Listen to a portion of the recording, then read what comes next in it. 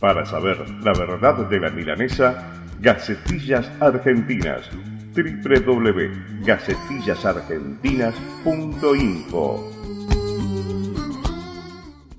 Y en Contrapuntos vamos a escuchar en dos partes a Mario Villagra. Mario Villagra es un licenciado en comunicaciones, periodista de Paraná. Nos conocimos precisamente a través de la Red Nacional de Medios Alternativos, y cuando fui en noviembre a Paraná a conversar con los docentes de Entre Ríos, lo entrevisté acerca de la nueva ley de servicios audiovisuales en la Argentina, ¿no? ¿Qué visión tiene él? ¿Qué avances se lograron? ¿Qué todavía falta por hacer? Y por eso siempre con una mirada crítica tratamos de abordar los temas. Lo que sigue ahora entonces es Mario Villagra con la nueva ley de servicios audiovisuales en la Argentina. Bueno, en principio me gustaría hacer un análisis de la historia de la Ley de Servicio de Comunicación Audiovisual, y se podría dividir en dos partes, una historia interna y otra historia externa. La historia interna de la ley, se puede decir que esta ley no es del kirchnerismo, por supuesto, porque es una ley que ya se venía reclamando de distintos sectores hace mucho tiempo. Nosotros también recordamos que, por ejemplo, desde el Observatorio Comunicacional de la Universidad Nacional de Entre Ríos, junto a la Red Nacional de Medios Alternativos, en el 2007 ya habíamos comenzado con una junta de firmas, un petitorio para que se dé a conocer el proyecto de ley, que finalmente se dio a conocer 2 años después, en el 2009, y ese año consigue su aprobación. En cuanto a la historia externa o que tiene que ver la historia por fuera de la ley, era necesaria una nueva ley para instalar un debate sobre el problema de la comunicación en la sociedad, y el debate finalmente se instaló, pero se frenó. En este momento el debate por la ley está frenada en el sentido de que no se siguieron haciendo más foros de consultas, tampoco se han hecho más foros en las universidades, es decir, en cuanto a las ideas y las prácticas que puede generar una ley, se ha parado. Esto no quiere decir que la ley no haya ocasionado cambios. Cambios se han ocasionado porque desde el momento que se aprueba la ley en noviembre del 2009, uno de los primeros, el primer decreto, la primera resolución que saca la Autoridad de Servicio de Comunicación Audiovisual, que es el órgano que viene a reemplazar al CONFER, es el censo que se hizo en marzo del 2010. Este censo de marzo del 2010 era para los 3 tipos de medios que crea esta ley, que son los medios privados, o sea, prestadores de servicios con fines de lucro, prestadores de servicios sin fines de lucros, y los prestadores de servicios públicos, como vendría a ser Radio Nacional o LT14 o LT10 de Santa Fe. Es decir, hay 3 tipos de medios conviviendo en el sistema de medios en general. Bueno, para cualquiera de estos 3 tipos de medios, en marzo del 2010 se abre un censo. Ese censo tenía 2 requisitos excluyentes para formar parte del mismo. Es decir, para estar censado tenías que estar transmitiendo, ya sea televisión o radio, estar transmitiendo y tener la personería jurídica en trámites. Y ahí comienza el primer conflicto con los medios populares, comunitarios y alternativos.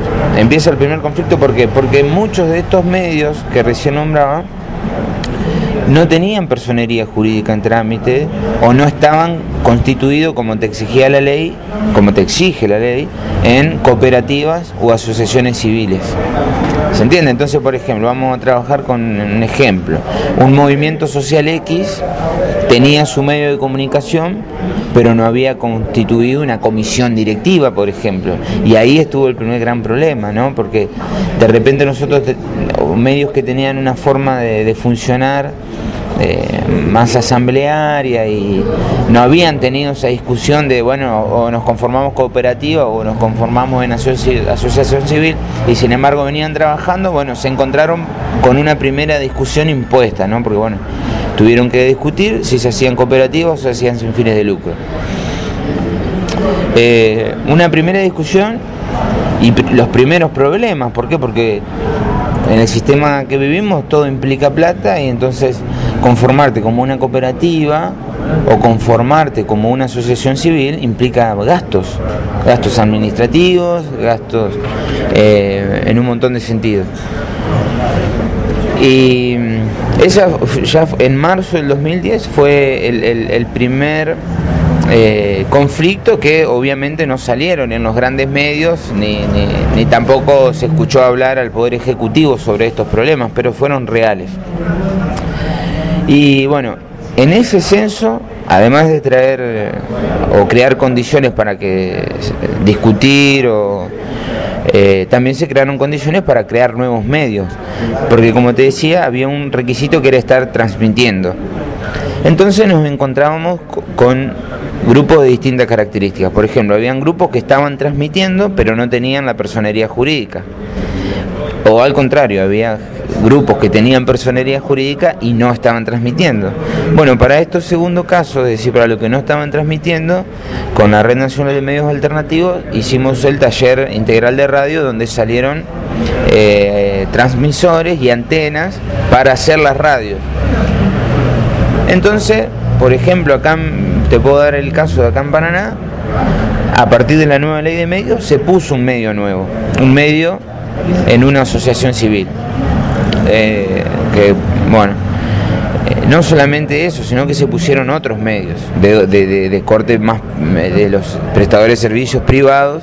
Se pusieron nuevos medios, acá en Villaguay se puso una radio municipal, por ejemplo, que es decir, lo que estoy haciendo son casos de los tres tipos de medios que existen, y bueno, algunos que a partir de la aprobación de la ley se dieron, se pudieron concretar, se pudieron hacer esos medios. Pero la ley del servicio de comunicación audiovisual, en realidad lo que se dice es que ha venido a desmonopolizar o ir en contra de Clarín.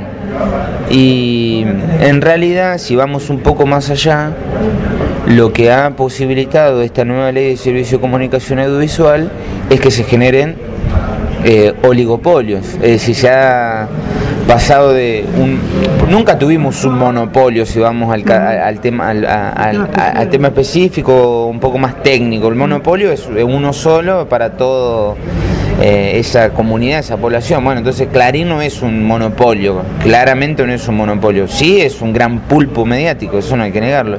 Bueno, pero a ese gran pulpo mediático, por ejemplo, y acá nos metemos otra vez con la ley, en el anteúltimo artículo de la ley, donde se dicen los deróguese, y ahí es donde se deroga la ley de la famosa ley de la dictadura, que fue reformada por gobiernos democráticos también. En ese artículo donde se dice deróguese, no se deroga el decreto 527/7, que se firmó en el 2007 por Néstor Kirchner, que estiró por un plazo de casi 25 años, 20 años, nuevamente las licencias a Manzano Ávila, a Clarín, a Pergolini, Marcelo Tinelli, Adrián Suar, todo empresarios de multimedios, ¿no? Entonces, al no derogarse ese artículo, el sistema de medios quedó casi igual. Es decir, la ley en muchos artículos es una ley progresista, de avanzada, pero si vamos a hilar fino... Mario, ¿qué pasa con los contenidos de los medios audiovisuales con esta nueva ley? En cuanto a los contenidos, La ley, por ejemplo, para una radio comunitaria te exigía 8 horas de transmisión propia. Y lo que yo te puedo decir, acá en Paraná no se está cumpliendo. No se está cumpliendo porque, por ejemplo, acá sigue predominando las radios que retransmiten. Nosotros tenemos toda la mañana escuchando Petinato, Lalo Mir, bueno, no sé qué otros nombres de periodistas o trabajadores de la comunicación de Radio Mitre, de La 100, todos esos medios siguen, es decir, por más que acá en la provincia de Entre Ríos se haya conformado el Consejo Provincial de Políticas Comunicacionales, los contenidos no se han podido regular o ver, por más que la ley lo diga. Es decir, acá nos encontramos siempre con un dilema, ¿no? Que es los poderes ejecutivos pueden establecer una ley o hacer una ley, pero si esto no tiene tampoco su apoyo desde la población, desde la sociedad civil, no se van a ir efectivizando esas cosas. Y en cuanto a los contenidos locales, como le llaman, está ese problema. La gente todavía no ha logrado avanzar sobre los contenidos de la programación. Fíjate vos que yo te decía que en este momento las discusiones por la ley se han frenado. Y a esto me refería con que se han frenado, ¿no? No se siguió discutiendo en las universidades, por ejemplo, de ciencia de la comunicación, los contenidos que tienen las radios locales, por ejemplo, ¿no? Y bueno, yo quería también agregar otra cosa respecto a la ley y a los trabajadores de la comunicación. El gran ausente en la ley de servicio de comunicación audiovisual son los trabajadores. Me podrán decir, sí, no estás diciendo ninguna novedad, puesto que una ley hecha en un estado burgués con un poder ejecutivo que quiere un capitalismo serio, no te va a dando los medios de comunicación para vos y menos para los trabajadores. Pero el gran ausente, digo, son los trabajadores, porque en ningún lado de la ley se recomienda, por ejemplo, armar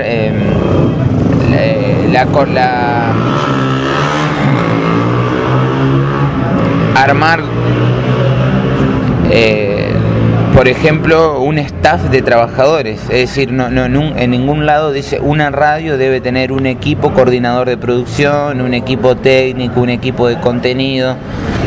Esto no lo dice en ningún lado y tranquilamente podría decirlo. ¿Para qué? ¿Con qué objetivo? Con el objetivo de crear fuentes laborales y también proteger al trabajador. Porque resulta que, decía, han surgido nuevos medios, ya sea sin fines de lucro o con fines de lucro o públicos. Han surgido nuevos medios, pero ¿qué pasa? Han entrado a trabajar un montón de gente, un montón de jóvenes, profesionales, pero han entrado en condiciones precarias y han entrado a, como se suele decir, chepibe, es decir, nadie sabe qué tienen que hacer, es decir, van una forma desorganizada de trabajar que justamente atenta contra el bienestar del trabajador, porque si vos no sabés qué hacer, andás metido en un montón de cosas y no cumplís tampoco bien tu función. Pero lo repito, el gran ausente en esta ley de servicio de comunicación audiovisual son los trabajadores de la comunicación, en tanto que no en ningún momento los nombra, los contempla o los ampara. Después también hay una discusión que también hay que seguir profundizando, y por eso esto me ayuda a justificar de que está parada la discusión. Es que si tenemos el caso de, por ejemplo, la ley de servicio de comunicación de Venezuela, que también tiene estos tres tipos en el sistema de medios conviven estos tres tipos, ¿no? Los prestadores de servicios con fines de lucro, los públicos y los comunitarios alternativos. En Venezuela se habla de medios comunitarios y alternativos. También en Uruguay existe una ley de medios comunitarios. Y en Argentina se ha llegado a hablar hasta sin fines de lucro. Entonces, ¿qué pasó? Que los medios comunitarios y alternativos no somos medios sin fines de lucro, justamente somos medios comunitarios alternativos, en principio porque tenemos una forma de trabajar y por sobre todo porque tenemos una función social, ¿no? Una función social de estar mostrando lo que los grandes medios no muestran y también una función social de ayudar a organizarnos, porque en definitiva los medios de comunicación comunitarios y alternativos lo que han ayudado es a organizarse, ¿no? A organizar a los jóvenes, a organizar a la gente que quiere expresarse. Los medios comunitarios y alternativos posibilitan esa organización. Entonces, que una ley